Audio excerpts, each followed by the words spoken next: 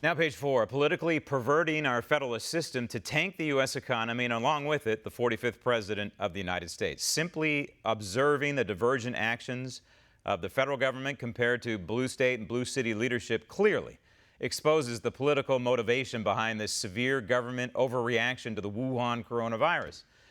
Donald Trump is proffering a measured, rational, all-of-government response to the virus. He's not panicking.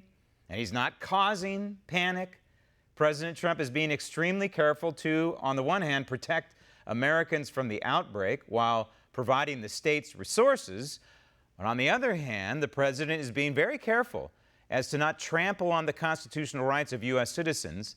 He's trying to insulate from the Wuhan virus. What's more, it is painfully obvious that the president is chomping at the economic bit to end the lockdown, shutdown, shakedown of the American economy, and rightfully so. Instinctively, the president understands what many people in government and these lemmings who are just fine with staying home, not contributing to society, do not understand.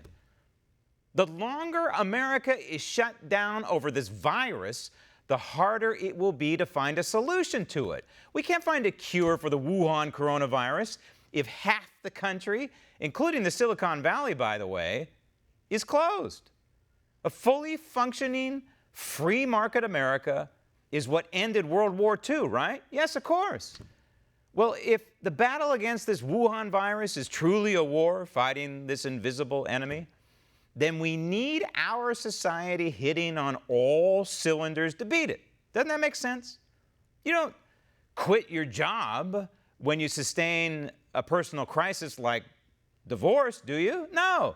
You need your job more than ever during a divorce to pay for all the legal bills, but also to keep your sanity and to help stay focused on the future. Same thing here with the Wuhan coronavirus, which brings us back to the blue state and blue city politicians like Newsom and Cuomo and de Blasio and Garcetti and Sisolak and Grisham and Inslee and Pritzker and Whitmer and Murphy and Lamont and Cooper and Northam and who else? Wolf. What do they all have in common besides a D next to their names? They all want to see President Trump defeated in November.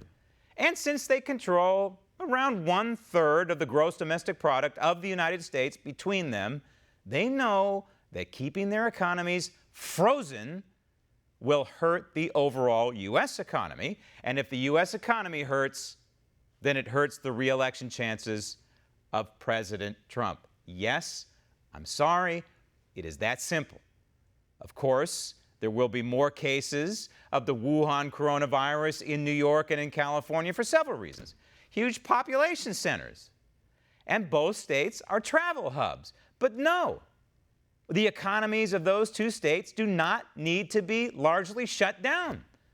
The Wuhan coronavirus is simply the political excuse of a lifetime for these radical politicians who hate Donald Trump.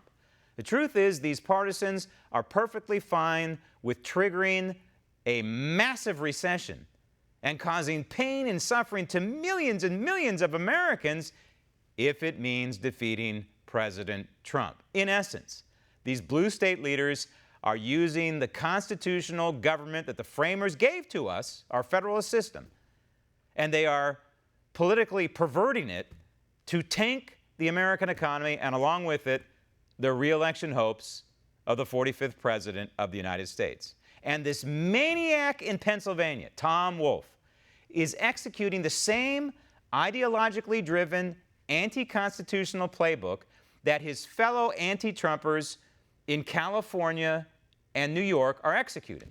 Want to see more videos like this? Click on the link below and subscribe to One American News on YouTube. And call your cable provider and kindly demand that One American News is added to your lineup. Call and subscribe today.